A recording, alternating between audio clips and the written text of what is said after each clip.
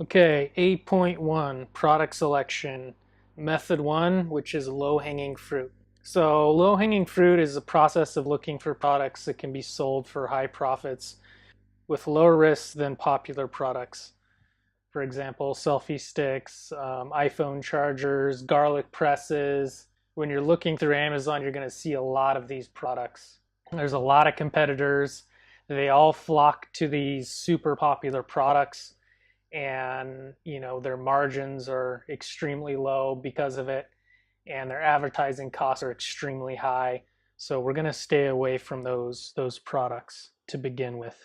So the overall objective is to look for existing products on Amazon with high revenue, low competition, and then we're going to sell a slightly modified version. So we're going to prove defects, existing defects. We're going to look through the reviews, and we're gonna see what kind of defects that the product has.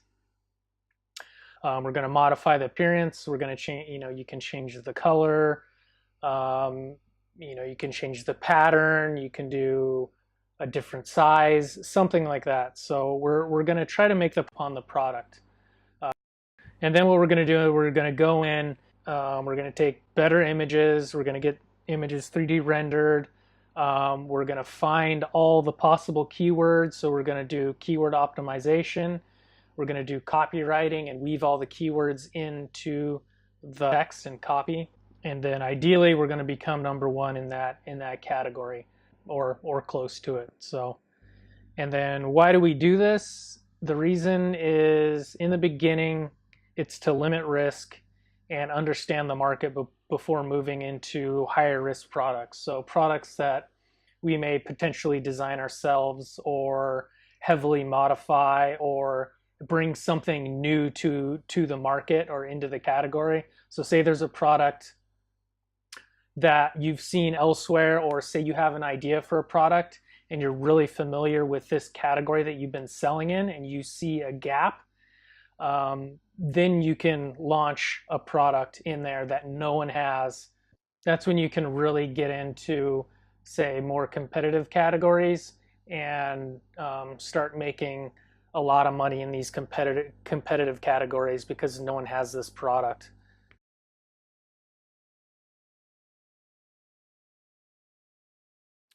So over here, I've added kind of an overview of product selection, and it's kind of like a checklist or a guide to guide you through the process in like simplified version so you don't get lost. we can go over that really fast.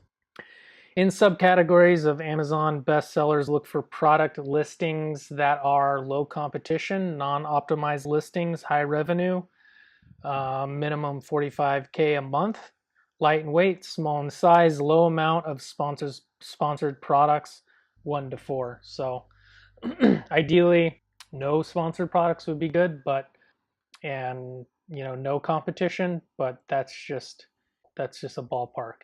Okay, we're going to look for non-optimized product listings, 1 to 3 pictures, bad quality pictures, short title, short description, short or missing bullet points, non-descriptive title, bullets, and description, wrong/low keywords in title, bullets, and description. So all that means is we can come in and add better quality pictures, fill out all the slots in the pictures in the 7 or 5 or 7 areas in the back end.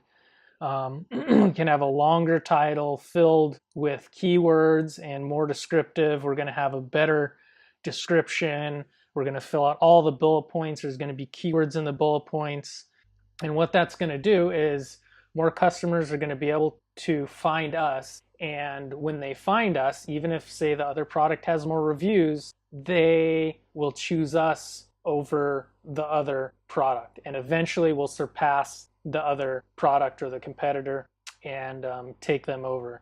So especially when you find a product that is selling, say, 45,000K a month in revenue, and they have non-optimized listings, that is an amazing sign, because you're going to be able to go in and take a big chunk of that revenue, and then potentially even more once you get some reviews going and everything else. So you can eventually push that person down or that company down, and you'll take that revenue and get more sales because you're going to be doing advertising, you're going to have keywords in place, etc., etc. So next we're going to check sales rank and seasonality, and we're going to use Keep a Box and Camel Camel Camel to do that. One's a website and one's a plugin, and the link should be down below. And we're looking for a consistent BSR, which is bestseller rank, at least 7 to 8 months long, from number 1 to 5,000 BSR. That can be 7,000 or 8,000. It doesn't matter. But 5,000 is a nice. That means they're selling consistently well for a long period of time. And this will ensure low seasonality and consistent year-long sales. Right now, you want to try to find something that doesn't have any seasonality, or it's a little blip. Maybe it's a couple months that it doesn't sell very well, because you want that consistent flow of revenue coming in.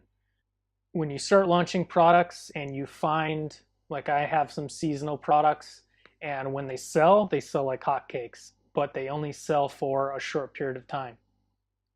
So it's really difficult to forecast how much you're going to sell, and then you can have overstock, and then that stuff will get charged a storage fee, and it's a lot more difficult. So we're going to double check Keep a Box or Camel Camel Camel, and or Google Trends for seasonality. So usually Keep a Box, they're pretty good now with seasonality. And then if there's any question, we can go to Camel Camel Camel, and then we can completely clarify it with Google Trends.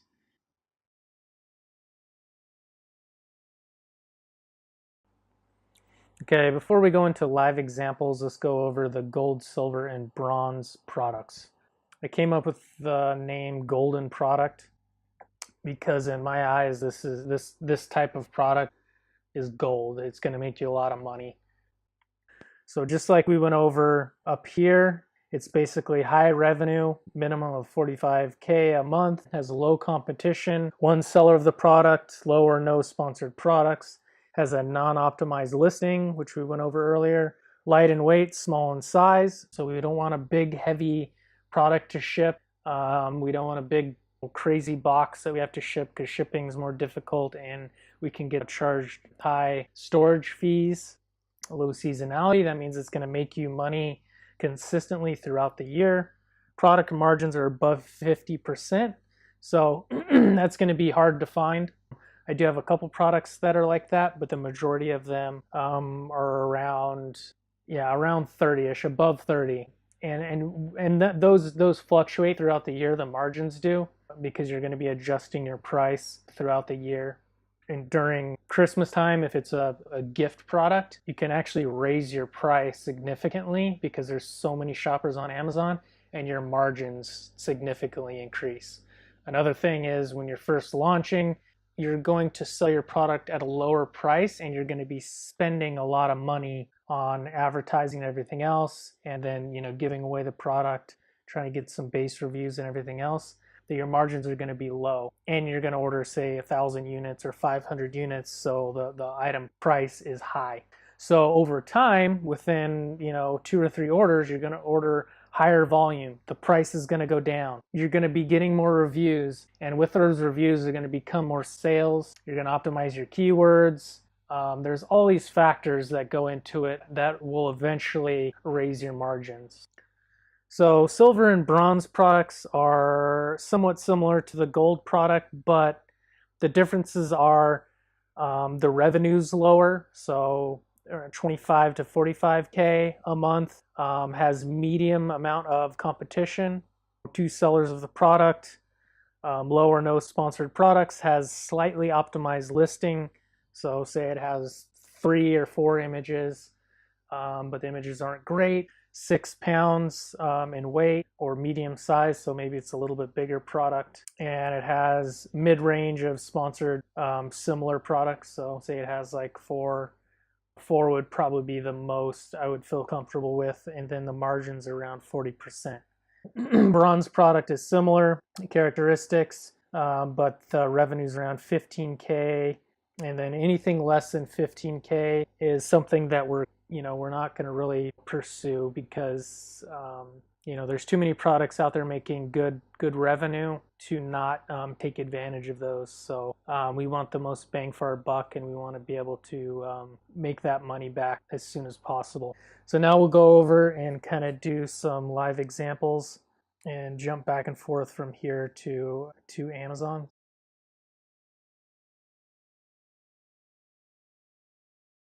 Okay, now to actually start looking for products. We're going to start off by going to or typing in Amazon bestsellers in Google. So now here's a list of all the departments and categories, and these break down into subcategories and subcategories and subcategories. And there's millions and millions and millions of products. First, let's go over some of the tools we're going to use. My main tool is Jungle Scout. So this gives you the estimated revenue, the estimated sales, the unit sales, how many they sold, and this is all based on a month, 30 days. This has the reviews, the review amount, the rating of the reviews. BB seller means the type of seller. So FBA is fulfilled by Amazon. That's what we're going to be doing. AMZ is Amazon. So it's shipped and bought and sold by Amazon. And then merch, it means merchant fulfilled, or FBM. So the company's actually shipping the products out of their own warehouse themselves to the customers. If you have Jungle Scout, it does have this net thing. You got to link it to your account, but I wouldn't worry about that. It pre-calculates the cost, the fees, and everything, and then you enter in your product cost. So I'll say $4, and then it calculates the product. So you need an account first to link that up. If you want, you can get an account going, but it is $30 a month for a pro account. So you can just wait until you're getting closer to launching your product if you want. So you can see here there's a lot of money going on here and a lot of reviews, but this is basically front page of Amazon bestsellers. Oh, one more thing. There's this other plugin called Unicorn Smasher, and it's free. And the way it works is you can't run numbers on every single page. You have to run numbers on search. So if you type in gloves, you should be able to run, so you can run it if you type in a keyword. I think it takes a while to populate. So it'll take a lot longer to search for products that way, but it is free. So I wouldn't let tools just stop you. You can also go off the rank, the bestseller rank. Bestseller rank is is down here.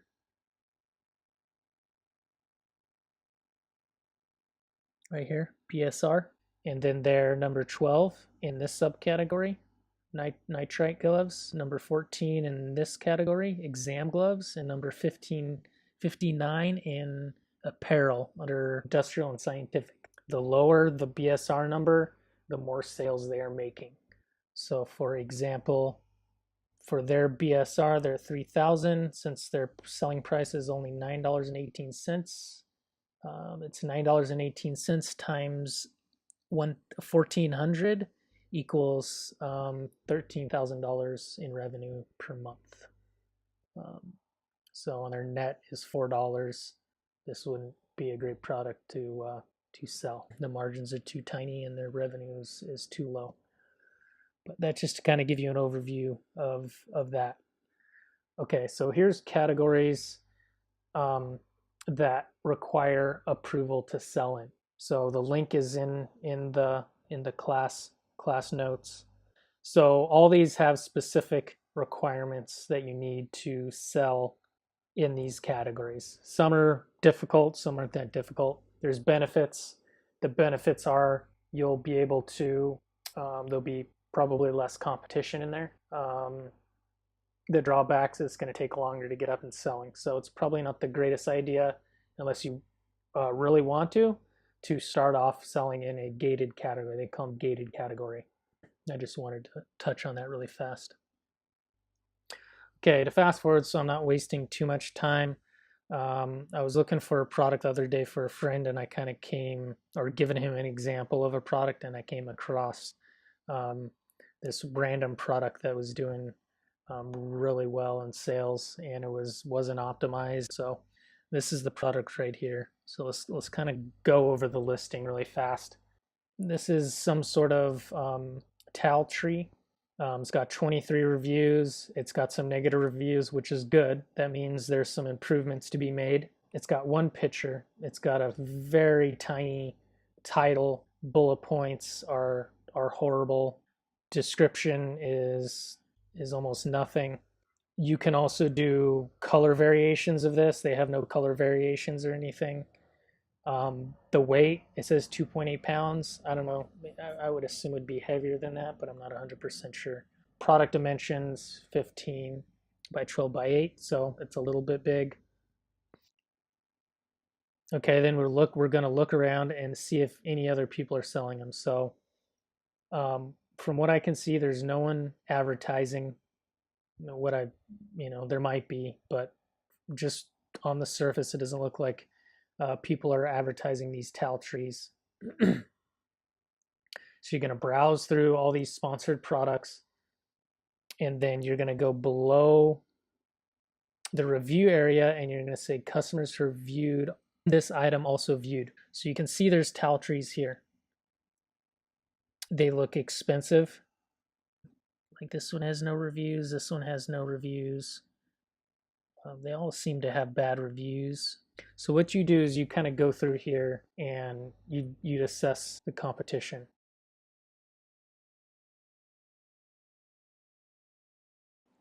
So now once you find a product that kind of piques your interest, you're going to add it to your sheet and you're going to move on to the next one.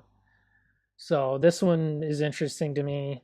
It does have some sort of competition going on. They don't look optimized, but there is a lot of revenue, it looks like, during the summer months. So I'm going to add this one to the sheet. The fastest way to do it is to copy and paste it through Jungle Scout, but you can also input everything manually. All right, there you go. Sometimes you got to put I just added another column so these line up. So you're going to go through and you're just going to add products that you think look good. And what you're going to do, you can add all the products. Here's all the different categories. And then what you can do under this example tab is you're going to just add them all here and then look at them.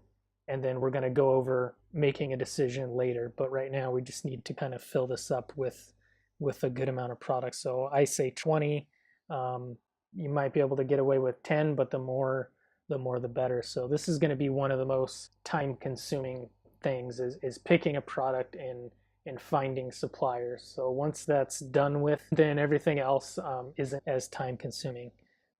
I forgot to mention, anytime you get one of these sheets or you click on the links, you're going to want to make a copy and title it whatever you want, your name, because you're not going to be able to edit this sheet, and this is going to be shared with other people. So this is just a template that you can use. So you want your own, your own copy of that. So anytime there's a sheet, you just want to make a copy of that.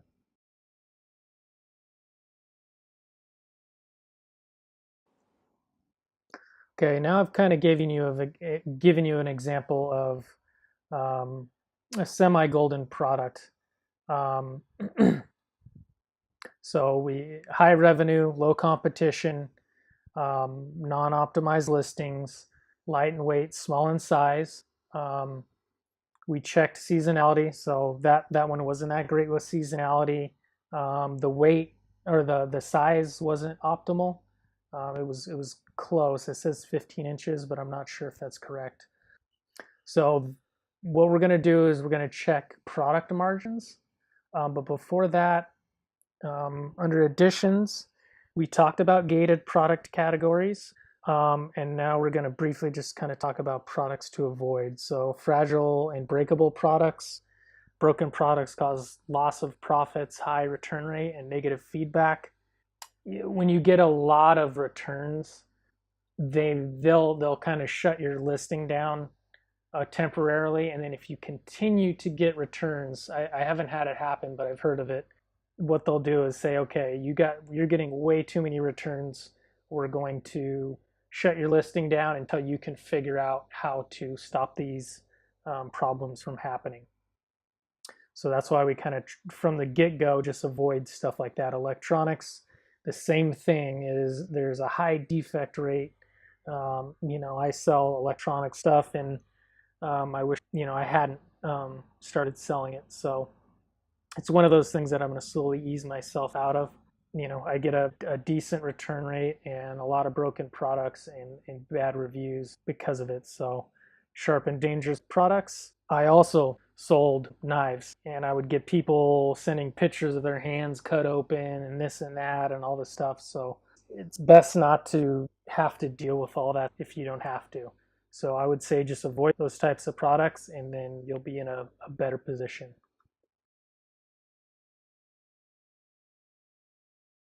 Okay, now number 6, product margins around 50%. Now, the way we're going to check this is on Alibaba. Now, we're going to do a rough price check. So what we're going to do is grab the keyword, the main keyword, which is portable outdoor 3-bar towel tree. So it'd probably be outdoor towel tree or portable towel tree, something like that. I went and I searched for those keywords and I couldn't find anything. So then what I did, I tried a different combination of words. So towel tree, outdoor, etc., etc. And then I couldn't really find anything. So what I did is I saved the image. I went over to Google Images and I dropped the image into Google Images. It popped up this keyword, outdoor pool towel rack. So what that's going to do is going to give you other keywords that people use, and a lot of the time you're going to see other products being sold. And what you can do too is you can even write Alibaba, and sometimes the companies on Alibaba will use an image similar to this for their listing, and you'll be able to find a supplier. This one looks like it's a little bit tougher to find, which is a good thing. You may not think it while you're going through the process, but the harder it is to find a product on the internet, the more barriers in the way for someone else to potentially come in and make a similar product. These are kind of what I found. The prices look high, so 30 to 60 a piece. I wouldn't be swayed by that because a lot of the time they just put those prices, and it may be for a small quantity. So I'll kind of pull up the ones that I found, and we can kind of check out the manufacturers in a second. So right now, these are the ones I found. So it looks like 33 bucks for 100 to 299. This isn't the exact same one. This supplier, I'm sure, would be able to make something similar if possible. What you can do is you can actually go and click on the supplier or trading company, and then you can look through some of their products. So to me, it looks like they just do wire products. So they might be able to make a rack, a towel tree rack, but I'm not sure. So here's another one. Looks similar, but it looks like it's woven. And it looks like it's pretty expensive, but this also says one piece. So what we're gonna do is we need to get a rough price. So we can go in and we can dig around in this company too. And they've been around for 9 years, so that's a good sign. And see if they sell any other products similar to that, or something without the wrapping that's a little bit cheaper.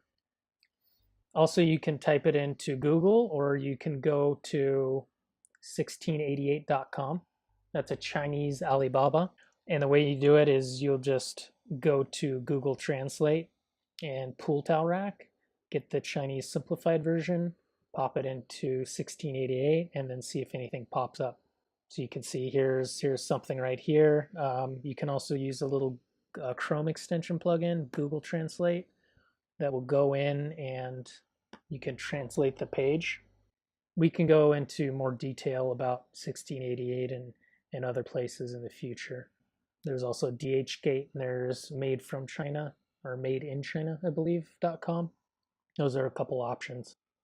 So it looks like this company does all rattan stuff, which I'm assuming is more expensive because everything's woven. Okay, so I found this one. It's semi-similar. It doesn't have the base, and it's definitely not as nice. But I just threw the price in there, so I converted it from RMB, Chinese yuan, to the USD, and it's like $3. So $3, it looks like, for 2,000 to 5,000 pieces. That's a rough price. So basically, we can gather, estimate what these things are going to cost. Now, later down the line, if we decide we want to pursue this product further, there's other ways we can find the product. So we can put out a buying request. So we can go out and haven't found the right product, submit a request. So we'd send out some requests, put the quantity, and we'd see, and people would come back with quotes. Hopefully you can find it then. So right now what you want to do is just kind of add the price if you find it, or a rough estimate. So I'm just going to say this thing is probably going to cost, realistically, probably around $7 or less. Now with shipping, maybe $7. So in here you can put the MOQ, you can put like 1,000 units, and then you can put the link to the supplier if you find one. So so you can reference it, and you can just add more links to suppliers you find down here, and then just put the next product down there, or however you want to categorize or organize it. Now that we got that, we're going to kind of run the numbers, see if the margins kind of pencil out.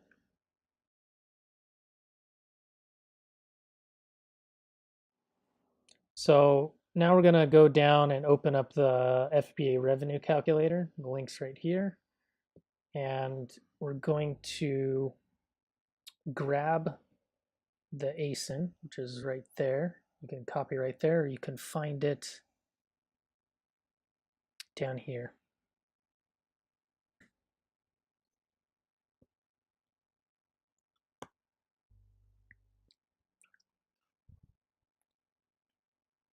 So we're going to do the Amazon fulfillment side. So we're going to fill out all the information. So the selling price is $64.99.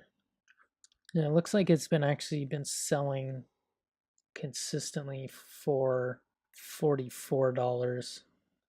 So just to be safe, yeah, so the average price looks around about $40.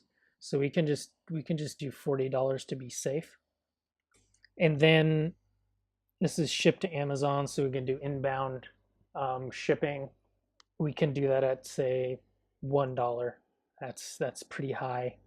Sometime, I mean, when you're doing LTL, it should get down to 10 cents, 30 cents. So we can do $1, and then cost of product we can do $7, and that should be with freight, sea freight to the United States. So right here we're looking at a net margin of 38% and a profit of $15.27. So that's not horrible. If we can get this price down,